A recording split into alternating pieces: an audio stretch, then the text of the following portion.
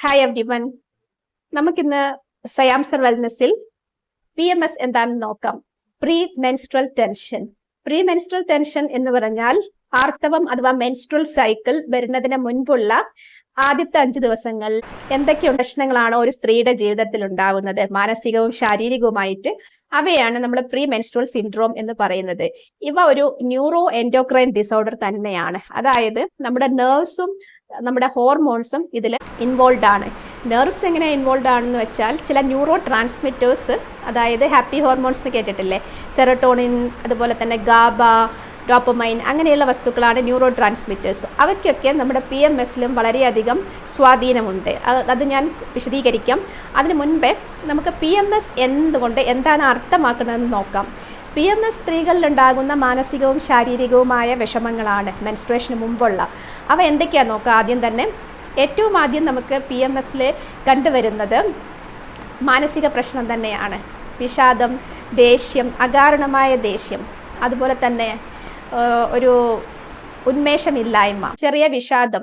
അതുപോലെ ആ വിഷാദത്തിന്റെ തോത് വളരെയധികം വാരി ചെയ്യും സ്ത്രീകളിൽ. ഒരു സ്ത്രീയിലുള്ള പോലെയല്ല മറ്റൊരു സ്ത്രീയിൽ അത് ഉണ്ടാവുക. ഒരുപാട് വ്യത്യസ്തമായിട്ടാണ് അതിന്റെ ഇന്റൻസിറ്റി ഇരിക്കുന്നത്. ചിലരിൽ മൈൽഡ് ആയിട്ടായിരിക്കും, ചിലരിൽ വളരെ തീവ്രമായ വിഷാദം ഉണ്ടാവും. അപ്പൊ ഇതാണ് PMSന്റെ ഏറ്റവും ഇമ്പോർട്ടൻ്റ് ആയിട്ടുള്ള വശം. മറ്റ് സിംറ്റംസ് മിക്കവാറും ഫിസിക്കൽ ആയിരിക്കും. ബ്ലോട്ടിങ്, അതായത് വയറ് വീർത്ത് നിൽക്കുന്ന ഒരവസ്ഥ, ഭക്ഷണം വേണ്ടാത്ത അവസ്ഥ, ചില ഭക്ഷണത്തോട് ഇഷ്ടക്കേട്, ചില ഭക്ഷണത്തോട് ക്രേവിങ്, നമുക്ക് കൂടുതൽ കഴിക്കാൻ തോന്നും ചില പ്രത്യേക ഭക്ഷണങ്ങൾ ഈ ഒരു സമയത്ത്. അങ്ങനെ രണ്ടും കാണാറുണ്ട്. അതുപോലെ മറ്റൊരു ലക്ഷണം എന്ന് പറഞ്ഞാൽ പുവർ കോൺസെൻട്രേഷൻ, ഫോക്കസ് ഇല്ലായ്മ, നമുക്കൊന്നും ശ്രദ്ധിക്കാൻ പറ്റാത്ത അവസ്ഥ, ഒരു കാര്യം വായിച്ചിട്ട് മനസ്സിലാവാത്ത അവസ്ഥ, അതുപോലെ ഒന്നിലും ശ്രദ്ധ കൊടുക്കാൻ പറ്റാത്തൊരവസ്ഥ, പുവർ കോൺസെൻട്രേഷൻ. പിന്നെ തലവേദന ഉണ്ടായിരിക്കുക, മസിൽ വേദന, പേശി വേദന ഉണ്ടായിരിക്കുക. ഇതൊക്കെ അതിന്റെ ലക്ഷണങ്ങളാണ്. അതുപോലെ ഡൈജസ്റ്റീവ് പ്രോബ്ലംസ് ഉണ്ടാവും, കോൺസ്റ്റിപ്പേഷൻ വരാം, ചിലർക്ക് ഡയറിയ വരാം, വയറിളക്കം പോലെ വരാം. ഇതെല്ലാം എല്ലാ സ്ത്രീയിലും ഉണ്ടാവണമെന്നില്ല. ഈ പറഞ്ഞ സിംറ്റംസ് ഒക്കെ ചിലതൊക്കെ ചിലരിൽ ഉണ്ടാവും, ചിലതിൽ വളരെ തീവ്രമായി എല്ലാ സിംറ്റംസും ഉണ്ടാവുകയും ചെയ്യും. അപ്പൊ അങ്ങനെയാണ് PMS എന്നത് ഒരു സ്ത്രീയിൽ കാണപ്പെടുന്നത്. എല്ലാ സ്ത്രീകളിലും അത് വ്യത്യസ്തമാണെന്ന് ആദ്യം മനസ്സിലാക്കണം. പിന്നെ PMSന്റെ മറ്റൊരു പ്രത്യേകത, ചില സ്ത്രീകളിൽ അത് ബ്രസ്റ്റ് ടെൻഡർനെസ് ഉണ്ടാവും. ഹോർമോണൽ പ്രോബ്ലംസ് വളരെയധികം തീവ്രമായിട്ടുള്ള അവസ്ഥയിൽ അങ്ങനെ ഒരു പ്രശ്നം ഉണ്ടാവും. ബ്രസ്റ്റ് ടെൻഡർനെസ് എന്ന് പറഞ്ഞാൽ ബ്രസ്റ്റില് പെയിൻ, തൊടുമ്പോഴും വേദന, അല്ലാത്തപ്പോഴും വേദന ഉണ്ടാവും. അങ്ങനെ ഒരു അവസ്ഥയാണ് ബ്രസ്റ്റ് ടെൻഡർനെസ് എന്ന് പറയുന്നത്. അത് PMSലും ചില ഹോർമോണൽ രോഗങ്ങളിലും കാണപ്പെടാം. മറ്റു സ്ത്രീകളിൽ ഇത് ഉണ്ടാക്കുന്ന പ്രശ്നങ്ങൾ ക്രാംസ് ആണ്, മെൻസ്ട്രൽ ക്രാംസ് ആണ്, വയറുവേദന വരാം. അപ്പോൾ ഇത്രയും കാര്യങ്ങളെല്ലാം PMSന്റെ ഭാഗമാണ്. അതായത് ഇതൊരു 5 ദിവസം മുന്നേ തുടങ്ങാം, മെൻസ്ട്രേഷൻ്റെ അന്ന് വരെയും വളരെ തീവ്രമായിട്ടുണ്ടാവാം. ചിലപ്പോൾ ആ ഒരു ദിവസം മുഴുവൻ നീണ്ടു നിൽക്കാം. മെൻസ്ട്രൽ ഫ്ലോ വന്നതിന് ശേഷം അത് കുറഞ്ഞ് വരികയാണ് സാധാരണ ഉണ്ടാവുക. അപ്പോൾ മെൻസ്ട്രേഷന് ശേഷം ഇത് കംപ്ലീറ്റ് ആയിട്ട് പോവുകയും ചെയ്യും മിക്കവാറും സ്ത്രീകളിൽ. ചിലരിൽ ചില സിംറ്റംസ് പെർസിസ്റ്റ് ചെയ്യും. പ്രീ മെൻസ്ട്രൽ സിൻഡ്രോം ആണെങ്കിൽ മെൻസ്ട്രേഷൻ സമയത്തും മെൻസ്ട്രേഷന് ശേഷവും വളരെ അപൂർവം സ്ത്രീകളിൽ വിഷാദം, അങ്ങനെയുള്ള കാര്യങ്ങളെല്ലാം പെർസിസ്റ്റ് ചെയ്യും. പിന്നെ കുറച്ച് കഴിയുമ്പോൾ ഹോർമോൺസിൻ്റെ ഒരു ആധിക്യം കുറയുന്ന സമയത്ത് അത് കറക്റ്റായി വരികയാണ് ചെയ്യാം. അപ്പോൾ ഈ ഒരു അവസ്ഥ എന്തുകൊണ്ടാണ് സംഭവിക്കുന്നത് നമുക്ക് നോക്കാം. PMSന് ഒരുപാട് കാരണങ്ങളുണ്ട്, ഒരു കാരണങ്ങളൊന്നുമല്ല. PMS ഇന്നും പൂർണ്ണമായിട്ട് വ്യക്തമായിട്ടുള്ളൊരു കാര്യമല്ല. ഹോർമോൺസിൻ്റെ പല ഹോർമോൺസിൻ്റെയും പ്രശ്നങ്ങൾ അല്ലെങ്കിൽ ഇംബാലൻസസ് ഇതിൽ നോട്ടീസ് ചെയ്യപ്പെട്ടിട്ടുണ്ട്. അതിൽ ഏറ്റവും പ്രധാനം നമ്മുടെ പ്രോജസ്ട്രോൺ തന്നെയാണ്. ഇപ്പോൾ മെൻസ്ട്രേഷൻ അഥവാ മെൻസ്ട്രൽ സൈക്കിൾ എന്ന പ്രക്രിയ, ആർത്തവം എന്ന പ്രക്രിയയെ നമ്മൾക്ക് 28 ദിവസത്തിൽ 2 ഘട്ടങ്ങളായി തിരിക്കാം. ആദ്യത്തെ ഒരു 15 അല്ലെങ്കിൽ ഒരു 17 ദിവസം, അതാണ് ഫസ്റ്റ് ഈസ്ട്രജൻ ഫേസ്. ഈസ്ട്രജൻ എന്ന ഹോർമോണിൻ്റെ ഒരു പ്രവർത്തനം കൂടുതലുള്ള സമയമാണ്. പിന്നെ ഓവുലേഷൻ നടക്കും. ഓവുലേഷൻ എന്ന് പറഞ്ഞാൽ അണ്ടവിസർജനം. അത് നടന്നു കഴിഞ്ഞിരിക്കുകയാണെങ്കിലാണ് പിന്നീട് പ്രോജസ്ട്രോൺ ഫേസ് എത്തുന്നത്. പ്രോജസ്ട്രോൺ ഫേസ് അഥവാ ലൂട്ടിയൽ ഫേസ്. ഈ ഒരു പ്രോജസ്ട്രോൺ ഫേസിൽ തൊട്ടിട്ട് പ്രോജസ്ട്രോൺ ഹോർമോണിൻ്റെ തോത് കൂടും. ആ പ്രോജസ്ട്രോൺ ഹോർമോൺ മെൻസ്ട്രേഷൻ എത്തുന്ന സമയത്ത് കുറേശ്ശെ കുറഞ്ഞു വരും. അപ്പോൾ ഒരു സഡൻ ഡിപ്പ് നമ്മുടെ ഹോർമോൺസിൽ ഉണ്ടാവുന്ന അവസ്ഥയിലാണ് മെൻസ്ട്രേഷൻ സംഭവിക്കുന്നത്. അത് നമ്മുടെ തലച്ചോറുമായിട്ട് ബന്ധപ്പെട്ടിട്ടാണ് ഇരിക്കുന്നത്. നമ്മളുടെ എല്ലാ ഹോർമോൺസിൻ്റെയും പ്രധാനപ്പെട്ട കേന്ദ്രം നമ്മുടെ തലച്ചോറിലെ പിറ്റ്യൂട്ടറി ഗ്ലാൻഡ് തന്നെയാണ്. എല്ലാറ്റിനെയും നിയന്ത്രിക്കുന്നത് അവിടെ നിന്നാണ്. അപ്പോൾ അതുപോലെ ഹൈപ്പോതലാമസും. അപ്പോൾ ഇവിടെ നിന്നുള്ള ഒരു സിഗ്നൽസ് അനുസരിച്ചാണ് ഈ കാര്യങ്ങളെല്ലാം സംഭവിക്കുന്നത്. അപ്പോൾ പ്രൊജസ്ട്രോൺ മെറ്റബോളൈറ്റ്സ് ആലോപ്രെഗ്നാലോൺ ഈ ഒരു സമയത്ത് വളരെ കൂടുകയും പ്രൊജസ്ട്രോൺ കുറയുകയും ചെയ്യുന്നുണ്ട്. അതാണ് ഒന്നാമത്തെ ഒരു ഹോർമോണൽ ഡിസ്റ്റർബൻസ്. പിന്നെ സെറോട്ടോണിൻ എന്ന ഹാപ്പി ഹോർമോൺ അത് കുറയുന്നു, അതുകൊണ്ടാണല്ലോ വിഷാദം ഉണ്ടാകുന്നത്.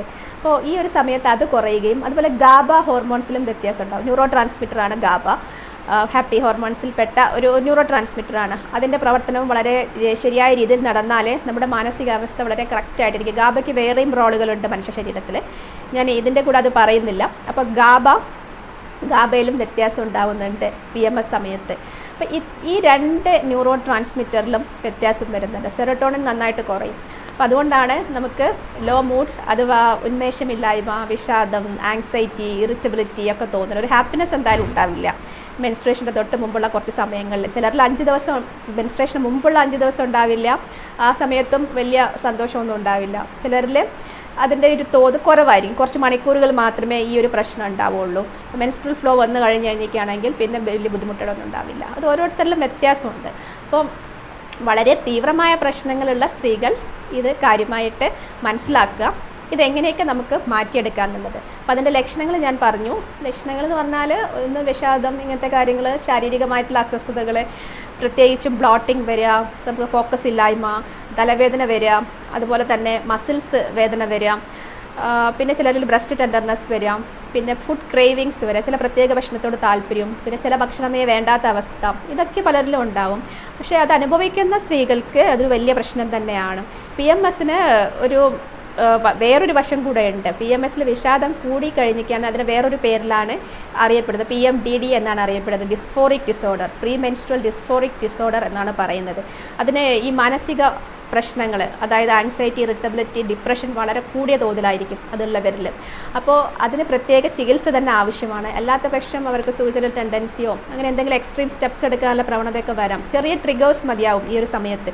നമ്മൾ ട്രിഗേഴ്സ് കൊണ്ട് ഉദ്ദേശിക്കുന്നത് എന്താണെന്ന് വെച്ചാൽ, ചിലപ്പോൾ നമ്മൾ ഇങ്ങനെ ഈ അവസ്ഥയിൽ ഒരു സ്ത്രീയോട് ഹോർമോൺസ് ആകെ ഇംബാലൻസ്ഡ് ആയിരിക്കുന്ന ശാരീരിക അവസ്ഥയിൽ, മെൻസ്ട്രൽ ഡിസോർഡേഴ്സിൻ്റെ സമയത്ത്, പ്രീ മെൻസ്ട്രൽ സിൻഡ്രോമിൻ്റെ സമയത്ത്, അതുപോലെ തന്നെ പോസ്റ്റ് പാർട്ടം സമയത്ത്, ഡെലിവറി കഴിഞ്ഞ സമയത്തൊക്കെ എത്ര സ്ട്രോങ് ആയൊരു ലേഡി ആണെങ്കിലും അവരുടെ ഒരു മാനസിക അവസ്ഥ അവരുടെ കൺട്രോളിലല്ല. കുറേ അധികം പ്രശ്നങ്ങൾ, ചെറിയ ട്രിഗേഴ്സ് പോലും മറ്റു സീരിയസ് ആയിട്ടുള്ള പ്രശ്നങ്ങളിലേക്ക് വഴി തെളിയിക്കും. കൂടുതൽ ദേഷ്യപ്പെടുകയും അതുപോലെ തന്നെ കൂടുതൽ വലിയ വഴക്കിലേക്ക് എത്തിക്കും. ചിലരിൽ ആത്മഹത്യ പ്രവണതയൊക്കെ ഉണ്ടാവും. അപ്പോൾ PMSനെ നിസ്സാരമായിട്ട് കാണരുത് എന്നതാണ് ഞാൻ ഈ പറഞ്ഞതുകൊണ്ട് ഉദ്ദേശിച്ചിട്ടുള്ളത്.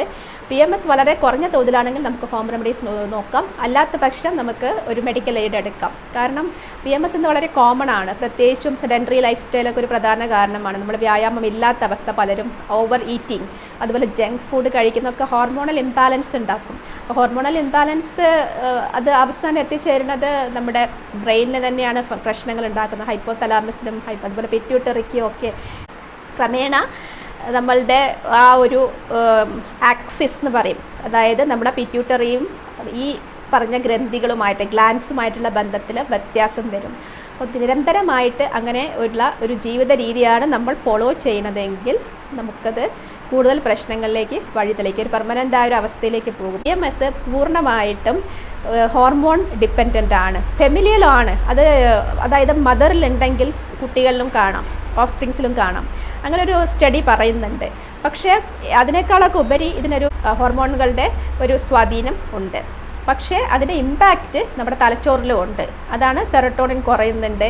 അതുപോലെ തന്നെ നെർവ്സിൻ്റെ ഇൻഫ്ലമേഷൻ, ന്യൂറോ ഇൻഫ്ലമേഷൻ എന്നാണ് പറയുക, ആ ഒരു കാര്യം കൂടെ റിസർച്ച് പഠനങ്ങൾ കാണിക്കുന്നുണ്ട്. ഈ ഒരു കണ്ടീഷനിൽ നമുക്ക് CRPയെ കുറിച്ച് എല്ലാവരും കേട്ടിട്ടുണ്ടാവുമല്ലോ, ഇൻഫ്ലമേറ്ററി മാർക്കറാണ്. അപ്പോൾ അത് ടെസ്റ്റ് ചെയ്ത് നോക്കിയാൽ ചിലപ്പോൾ കൂടുതൽ കാണിക്കും. അപ്പോൾ അങ്ങനെ കുറച്ച് കാര്യങ്ങളൊക്കെ ഇതിലുണ്ട്. ഞാൻ അതിൻ്റെ ഒരു ശാസ്ത്രീയ വശം പറഞ്ഞേ ഉള്ളൂ. PMSന് ഇത്രത്തോളം ഇഫക്റ്റ് നമ്മുടെ ശരീരത്തിൽ ഉണ്ടെന്ന് കാണിക്കാൻ വേണ്ടിയിട്ട് പറഞ്ഞതാണ്. അത് നിങ്ങൾക്ക് തന്നെ മാനേജ് ചെയ്യാവുന്നതാണ്. കുറേയൊക്കെ നല്ല ചിട്ടയായ ലൈഫ് സ്റ്റൈൽ, നിങ്ങൾ സ്ട്രെസ് കൊടുക്കരുത് ശരീരത്തിന്. ഈ ഒരു സമയത്ത് പ്രത്യേകിച്ചും mind body relaxation techniques practice ചെയ്യണം. അല്ലാത്തപ്പോൾ ഫിസിക്കൽ എക്സസൈസ് കൊടുക്കണം. അതായത് പീരിയഡ്സിൻ്റെ സമയത്ത് പിന്നോട് അനുബന്ധിച്ച് ഒരുപാട് ഫെറ്റീഗ് അനുഭവപ്പെടും, ക്ഷീണം അനുഭവപ്പെടും. ആ സമയത്ത് പോയിട്ട് ഫിസിക്കൽ എക്സസൈസ് ചെയ്യണമെന്ന് പറയുന്നില്ല. അത് ജസ്റ്റ് സ്ട്രെച്ചസ് ചെയ്താൽ മതി. ആ സമയത്ത് നമ്മൾ ഹെവി ആയിട്ടുള്ള എക്സസൈസ് ഒന്നും കൊടുക്കരുത് എന്നാണ്. ആവശ്യത്തിന് വെള്ളം കുടിക്കണം, ലൈറ്റായിട്ടുള്ള ഫുഡ് കഴിക്കണം, അതുപോലെ തന്നെ മെഡിറ്റേഷൻ, യോഗ പ്രാക്ടീസസ്, അതുപോലെ സ്ട്രെച്ച് ചെയ്യുന്ന ബോഡി സ്ട്രെച്ച് ചെയ്യുന്ന എക്സസൈസ് ചെയ്യാം. അതായത് റിഗറസ് എക്സസൈസ്, നമ്മളിപ്പോൾ ഹെവി എക്സസൈസ് ഒന്നും ആ സമയത്ത് ചെയ്യാതിരിക്കുന്നതാണ് നല്ലത്. പിന്നെ നമ്മളല്ലാത്ത സമയത്ത്, നമ്മുടെ ഈ 5 ദിവസത്തിന് മുമ്പേ ഉള്ള ദിവസങ്ങളെല്ലാം ഉണ്ടല്ലോ, ആ സമയത്ത് റെഗുലർ എക്സസൈസ് ഒരു സമയത്ത് കൃത്യമായിട്ട് ചെയ്യുക. അതാണ് ഇതിനുള്ള ഏറ്റവും വലിയ പരിഹാരം. മറ്റൊന്ന്, നമ്മൾ ജങ്ക് ഫുഡൊന്നും അധികം കഴിക്കാതിരിക്കുക. നമ്മൾ കഴിക്കുന്ന പല ഫുഡും നമ്മളുടെ ഹോർമോൺസിൽ പ്രോബ്ലംസ് ഉണ്ടാക്കുന്നവയാണ്. ജങ്ക് ഫുഡ് പലതും, നമ്മൾ പിസ്സ, ബർഗർ, അങ്ങനെ പല സാധനങ്ങളും മിക്കവാറും കഴിക്കുന്ന ഫുഡിലെല്ലാം പ്രിസർവേറ്റീവ്സ് ഉണ്ടാവും. അവയാണ് ഈ ഹോർമോൺസിനെ വളരെയധികം ബാധിക്കുന്നത്, എൻഡോക്രൈൻ ഡിസ്റപ്റ്റീവ്സ്. പിന്നെ നമ്മൾ അമിതമായിട്ട് കാർബോഹൈഡ്രേറ്റ് എടുക്കുകയാണെങ്കിലും പ്രശ്നം തന്നെയാണ്. ന്യൂറോ ഇൻഫ്ലമേഷൻ ഉണ്ടാവും. PMSൻ്റെ ഒരു ന്യൂറോ ഇൻഫ്ലമേഷൻ സ്റ്റഡി കാണിക്കുന്നുണ്ട്. അപ്പം നമ്മളിതിൽ ഷുഗർ ലിമിറ്റ് ചെയ്യണം. വല്ലപ്പോഴൊക്കെ കഴിക്കാം, പക്ഷേ നമ്മൾ നിരന്തരം ഇപ്പോൾ നമ്മൾ ബേക്കറി സാധനങ്ങളും മറ്റ് അതുപോലുള്ള വസ്തുക്കളും മാത്രമല്ല ഷുഗർ. ഹെവി ആയിട്ട് ചോറ് കഴിക്കുകയാണെങ്കിലും ഷുഗർ തന്നെയാണ്. മിതമായിട്ട് നമ്മൾ ഭക്ഷണം ഒന്ന് ക്രമപ്പെടുത്തണം. വളരെ കുറഞ്ഞ എമൗണ്ടിൽ ചോറും ബാക്കി പ്രോട്ടീൻ അങ്ങനെയുള്ള ഭക്ഷണ സാധനങ്ങൾ നിങ്ങളുടെ ഡയറ്റിൽ ഉൾപ്പെടുത്തുക. നട്ട്സ്, പ്രോട്ടീൻ, അതുപോലെ വെജിറ്റബിൾസ്, ഗ്രീൻ ലീഫി വെജിറ്റബിൾസ്, ഇതെല്ലാം ഉൾപ്പെടുത്തുക. ഇലക്കറികൾ, അതാണ് ഗ്രീൻ ലീഫി വെജിറ്റബിൾസ്. ഇങ്ങനത്തെ കാര്യങ്ങളൊക്കെ ഉൾപ്പെടുത്തിയിട്ട് ചോറ് കുറയ്ക്കുക. അതുപോലെ എപ്പോഴും എല്ലാ നേരത്തും നമ്മൾ ചോറ് കഴിക്കാതിരിക്കുക. 4 നേരം ചോറ് കഴിക്കാതിരിക്കുക, അല്ലെങ്കിൽ 4 നേരം അരിയാഹാരം കഴിക്കാതിരിക്കുക. പ്രത്യേകിച്ച് നമ്മൾ ഏജ് കൂടുന്നതിനനുസരിച്ച് ഈ ഒരു കാർബ് ക്രമമായിട്ട് വെട്ടിക്കുറയ്ക്കുക. ഒറ്റയടിക്ക് വെട്ടിക്കുറയ്ക്കരുത്. നിങ്ങളിപ്പോൾ നന്നായിട്ട് ഭക്ഷണം കഴിക്കുന്ന ഒരാളാണെങ്കിൽ പെട്ടെന്ന് വെട്ടിക്കുറയ്ക്കരുത്. പതുക്കെ പതുക്കെ കുറച്ച് കൊണ്ടുവരിക. പിന്നെ ബാഡ് ഫാറ്റ്, അതായത് അൺഹെൽത്തി ഫാറ്റ് ഉണ്ട്, സാച്ചുറേറ്റഡ് ഫാറ്റ്, അവ അധികം കഴിക്കാതിരിക്കുക. പൂർണ്ണമായിട്ട് ഒഴിവാക്കി അത്രയും നല്ലതാണ്. കാരണം റെഡ് മീറ്റ് അതൊക്കെ സാച്ചുറേറ്റഡ് ഫാറ്റാണ്. പിന്നെ വനസ്പതി, അതല്ല, അതിൽ ഫോർട്ടിഫിക്കേഷൻ ഉണ്ട്, വിറ്റാമിനൊക്കെ ഫോർട്ടിഫിക്കേഷൻ ഉണ്ടെങ്കിലും കൂടെ അത് ഫാറ്റ് തല്ലിപ്പൊളി ഫാറ്റാണ്. നമുക്ക് ഹാർട്ട് അറ്റാക്കിന് സാധ്യത കൂട്ടുന്ന ഫാറ്റാണ്. നമുക്ക് അൺസാച്ചുറേറ്റഡ് ഫാറ്റാണ് കഴിക്കേണ്ടത്. അതായത് അൺസാച്ചുറേറ്റഡ് ഫാറ്റ് എന്ന് പറഞ്ഞാൽ നല്ല ഫാറ്റ്, ഒമേഗ ഫാറ്റി ആസിഡ്സ് ഒക്കെ നമ്മുടെ ശരീരത്തിന് വളരെയധികം നല്ലതാണ്. ഡയറ്റിൽ നല്ല ഫോക്കസ് കൊടുക്കുന്നത് രണ്ടാമത്തെ കാര്യം. ആദ്യത്തെ കാര്യം എക്സസൈസാണ്, രണ്ടാമത്തെ കാര്യം ഇതാണ്. മൂന്നാമത്തെ കാര്യം നമ്മൾ മൈൻഡ് റിലാക്സേഷൻ ടെക്നിക്സ് ആണ്. PMS മാറ്റുവാണ് ഏറ്റവും നല്ലത്. അതിൽ പ്രധാനപ്പെട്ടത് യോഗ, മെഡിറ്റേഷൻ ഒക്കെ തന്നെയാണ്. പിന്നെ നമുക്ക് താല്പര്യമുള്ള കാര്യങ്ങൾ ചെയ്യാം. നമ്മുടെ മൈൻഡിൽ സ്ട്രെസ്സ് വിമുക്തമാക്കുക. സ്ട്രെസ്സ് നമുക്ക് വിമുക്തമാക്കുവാൻ അത്ര എളുപ്പമുള്ള കാര്യമൊന്നുമല്ല. ഒരു കോൺസ്റ്റൻ്റ് ട്രിഗർ നമുക്കുണ്ടെങ്കിൽ നമ്മൾ റിലാക്സ് ചെയ്താലും പിന്നീട് നമുക്കത് എപ്പോഴും പുറകെ തന്നെ ഇതുണ്ടാവും. അപ്പോൾ അതിന് നമ്മൾ എക്സസൈസ് കൊണ്ട് കുറേ നമുക്കത് കറക്റ്റ് ചെയ്യാവുന്നതാണ്. പിന്നെ പ്രോബ്ലം റെസൊല്യൂഷൻ തന്നെയാണ് ഏറ്റവും ഇമ്പോർട്ടൻ്റ് ആയ കാര്യം. ഇതെല്ലാം നമുക്ക് സ്ട്രെസ് മിറ്റിഗേറ്റ് ചെയ്യാൻ, അഥവാ റെഡ്യൂസ് ചെയ്യാനേ സഹായിക്കൂ. സ്ട്രെസ് എലിമിനേറ്റ് ചെയ്യാൻ സഹായിക്കുന്നില്ല.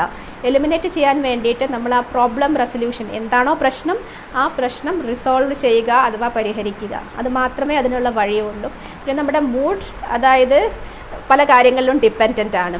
മൂഡ് എന്ന് പറയുമ്പം നമ്മൾ പ്രത്യേക ആ ഒരു സമയത്തുള്ള അവസ്ഥയാണ് മൂഡ്. അത് പെർമനൻ്റ് കണ്ടീഷനല്ല മൂഡ്. അപ്പോൾ അത് മാറ്റുവാൻ നമുക്ക് നമ്മൾ ഒരു സന്തോഷകരമായ ഒരു അവസ്ഥയിലേക്ക് മാറിയിരിക്കുമ്പോൾ സഹായിക്കും. നല്ലൊരു പ്രകൃതി കാണുന്നതും അതുപോലെ സിനിമ കാണുന്നതും പാട്ട് കേൾക്കുന്നതൊക്കെ സഹായിക്കും. പക്ഷെ അതൊരു ടെമ്പററി ആയിട്ടുള്ളതാണെങ്കിലും നമ്മുടെ ബ്രെയിനിൽ നല്ല എഫക്റ്റ് ഉണ്ടാകും.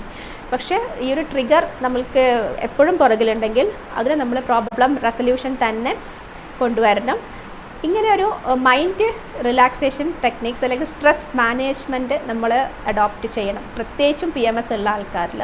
അത് മൂന്നാമത്തെ കാര്യം. പിന്നെ നാലാമത്തെ കാര്യം എന്ന് പറഞ്ഞാൽ നമ്മൾ കാൽഷ്യവും മഗ്നീഷ്യമൊക്കെ ഉള്ള ഫുഡ് നന്നായിട്ട് കഴിക്കുക. സാധാരണ ബാലൻസ് ഡയറ്റ് എടുക്കണം. അതുകൂടാതെ കാൽഷ്യമുള്ള ഭക്ഷണം എന്ന് പറഞ്ഞാൽ പ്രത്യേകിച്ചും ഡയറി പ്രോഡക്റ്റ്, അതായത് പാലും പാലുൽപ്പന്നങ്ങളിലും കാൽഷ്യം ഉണ്ട്. ചീരയിൽ കാൽഷ്യം ഉണ്ട്. ചീരയിൽ കാൽഷ്യം ഉണ്ടെങ്കിലും കൂടെ ഫൈറ്റോ കെമിക്കൽസ് ഉണ്ട്.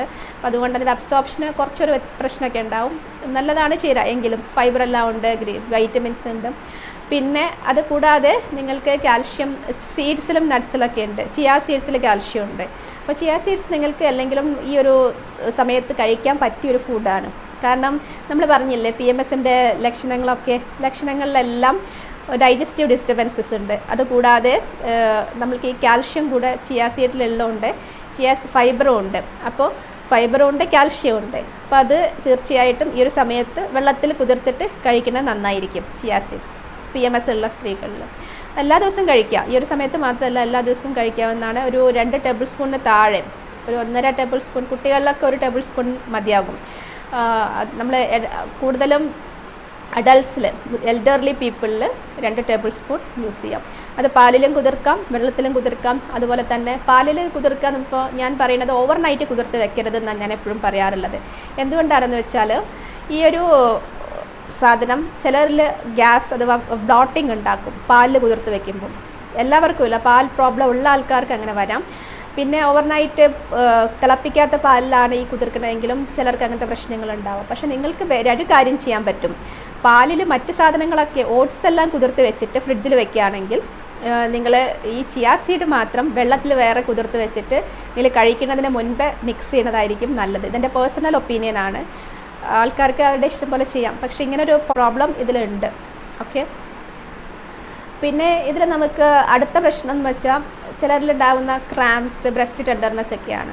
അപ്പോൾ അത് കുറയ്ക്കുവാൻ ഹോം റെമഡീസ് ആയിട്ട് പറയുകയാണെങ്കിൽ നമുക്ക് റൈസിൻസ്, ഡ്രൈ ഫ്രൂട്ട്സ് കഴിക്കാം.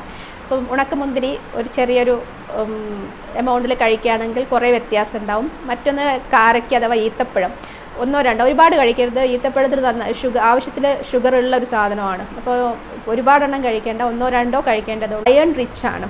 അതുപോലെ കഴിക്കാവുന്ന വേറൊരു വസ്തുവാണ് ചെറുനാരങ്ങ വെള്ളം. ചെറുനാരങ്ങ വെള്ളത്തിന് ഒരുപാട് ഗുണങ്ങളുണ്ട്. ഈ ഒരു PMS മാത്രമല്ല, മെൻസ്ട്രൽ കോളിക്ക് കുറയ്ക്കുവാനും അതുപോലെ തന്നെ ബ്ലഡ് ഫ്ലോ നോർമൽ ആവാനും. ബ്ലഡ് ഫ്ലോ നോർമലായിട്ടില്ലെങ്കിലാണ് ഇതെല്ലാം വഷളാകുക. PMS പ്രത്യേകിച്ചും എൽഡർലി വിമനിൽ. അതിൽ ചെറുനാരങ്ങ നീര് കഴിക്കുകയാണെങ്കിൽ ഒരു ഗ്ലാസ് വെള്ളം എടുക്കുക, അതിൽ ഒരു അരമുറി ചെറുനാരങ്ങ നീര് ചേർത്തിട്ട് കുറേശ്ശെ കഴിക്കുകയാണെങ്കിൽ നിങ്ങൾക്ക് ഈ ബുദ്ധിമുട്ടുകളിലെല്ലാം നല്ല വ്യത്യാസം ഉണ്ടാവും. അപ്പോൾ ഇത് എന്തുകൊണ്ടാണെന്ന് വെച്ചാൽ നമ്മൾക്ക് ഒരു വാസോ ഡയലറ്ററി ഇഫക്റ്റ്, അതായത് രക്തക്കുഴലുകളുടെ വികാസം നടത്തുവാൻ നൈട്രേറ്റ്സിന് സാധിക്കും. ഒരു പ്രഷർ കുറയ്ക്കുന്ന ഇഫക്റ്റ് നൈട്രേറ്റ്സിനുണ്ട്. അപ്പോൾ ചെറുനാരങ്ങ വെള്ളത്തിൽ അതുണ്ട്, ചെറുനാരങ്ങയിൽ അതുണ്ട്. അതുകൊണ്ടാണ് PMSലും ഈ ഒരു കൺജഷൻ കുറയ്ക്കുവാൻ സഹായിക്കും. പിന്നെ അതിനപ്പുറം എന്തെങ്കിലും ഇഫക്റ്റ് ഉണ്ടോ എന്ന് റിസർച്ച് പഠനങ്ങളൊന്നും കാണിക്കുന്നില്ല. പക്ഷെ ഞാൻ കാര്യമായിട്ട് ആലോചിക്കുന്നൊരു വിഷയമാണ്. അതായത് പ്രോസ്റ്റാഗ്ലാൻഡിൻസിന് വളരെയധികം ഇമ്പോർട്ടൻസ് ഈ മെൻസ്ട്രൽ പ്രോബ്ലംസിലുണ്ട്, മെൻസ്ട്രൽ കോളിക്കിലുണ്ട്. മെൻസ്ട്രേഷൻ സമയത്ത്, ആർത്തവ സമയത്ത് വരുന്ന വേദന, അതാണ് മെൻസ്ട്രൽ കോളിക്ക്.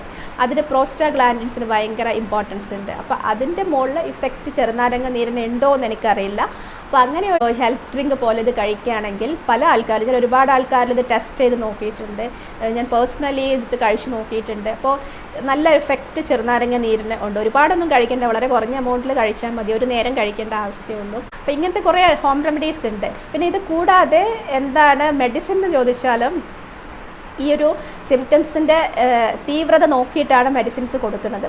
മെഡിസിൻസ് എന്ന് പറഞ്ഞാൽ പ്രധാനമായിട്ടും പൾസ്, കോളോസിൻ, മാക്ഫോസ് തുടങ്ങിയ മെഡിസിൻസാണ് ഞങ്ങൾ കൊടുക്കുന്നത്.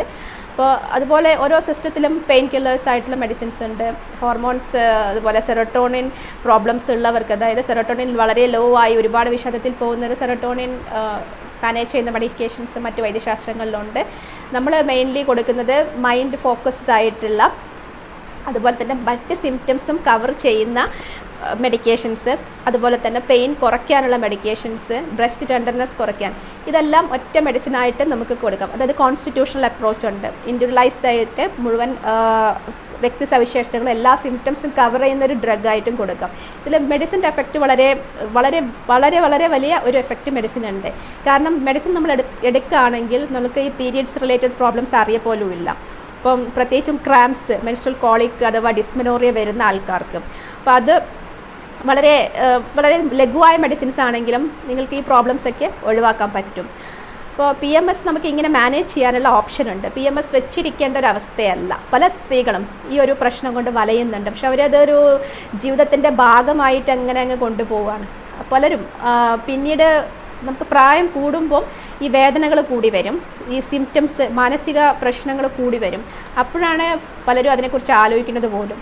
അപ്പോൾ തുടക്കത്തിൽ എങ്ങനെ ഉണ്ടെങ്കിൽ ഇത്രയും ഓപ്ഷൻസ് ഉണ്ട്. ഹോം റെമഡീസ് പ്ലസ് മെഡിക്കേഷൻസ് ഉണ്ട്, ഹോമിയോപ്പതിക് മെഡിക്കേഷൻസ് ഉണ്ട്, മറ്റു വൈദ്യശാസ്ത്രങ്ങളിലും അതിൻ്റേതായ മെഡിക്കേഷൻസ് ഉണ്ട്. അപ്പോൾ നിങ്ങൾക്ക് ഈ ഒരു ബുദ്ധിമുട്ടുണ്ടെങ്കിൽ ഡോക്ടറുടെ സഹായം ആവശ്യമുള്ള സമയത്ത് തേടുക. മറ്റ് കാര്യങ്ങൾ ലൈഫ് സ്റ്റൈൽ മോഡിഫിക്കേഷൻസ് നിങ്ങൾ തീർച്ചയായും ജീവിതത്തിൽ അനുവർത്തിക്കുക. എങ്കിൽ നിങ്ങൾക്ക് PMSനെ തീർച്ചയായിട്ടും തടയാൻ പറ്റും. PMSനെ നിങ്ങൾക്ക് മാനേജ് ചെയ്തൊരു ഹെൽത്തി ലൈഫ് സ്റ്റൈൽ ഫോളോ ചെയ്യുമ്പോൾ നിങ്ങൾക്ക് മെനോപോസ് എത്തുന്ന കാലഘട്ടത്തിൽ അല്ലെങ്കിൽ പെരി മെനോപോസ് 40കൾക്ക് ശേഷം ഒന്നും വലിയ ബുദ്ധിമുട്ട് ഉണ്ടാവില്ല.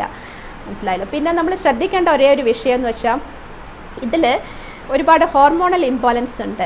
അതുപോലെ സെറട്ടോണിൻ കുറയുന്നുണ്ട്, ആൽഡോസ്റ്റിറോൺ കൂടുന്നുണ്ട്. അതുകൊണ്ടാണ് ആൽഡോസ്റ്റിറോൺ എന്ന് പറഞ്ഞാൽ നമ്മൾ അഡ്രീനൽസ് ഉണ്ടാക്കുന്ന ഹോർമോണാണ്. അപ്പോൾ അത് കൂടുമ്പോൾ നമുക്ക് വാട്ടർ റിട്ടൻഷൻ ഉണ്ടാവും, ബോഡിയിൽ നീര് കെട്ടിയ അവസ്ഥ, അതുപോലെ ബ്രസ്റ്റ് ടെൻഡർനെസ് എല്ലാം പറഞ്ഞില്ല, അതൊക്കെ അതുകൊണ്ട് വരുന്നതാണ്. അപ്പോൾ ഈ ഒരു സമയത്ത് ശ്രദ്ധിക്കേണ്ട ഒരു കാര്യം, നമ്മൾ അമിതമായിട്ട് ഉപ്പ് ഉപയോഗിക്കാതിരിക്കുക, ഭക്ഷണത്തിൽ ഉപ്പ് കുറയ്ക്കുക. ഈ ഒരു കാര്യം കൂടെ ഉണ്ട്, ഞാൻ പറയാൻ വിട്ടുപോയതാണ്. അപ്പോൾ ഇത്തരം കാര്യങ്ങൾ ശ്രദ്ധിക്കുകയാണെങ്കിൽ തീർച്ചയായിട്ടും PMS നമുക്ക് മാനേജ് ചെയ്യാവുന്നതാണ്. Keep on watching Samson wellness.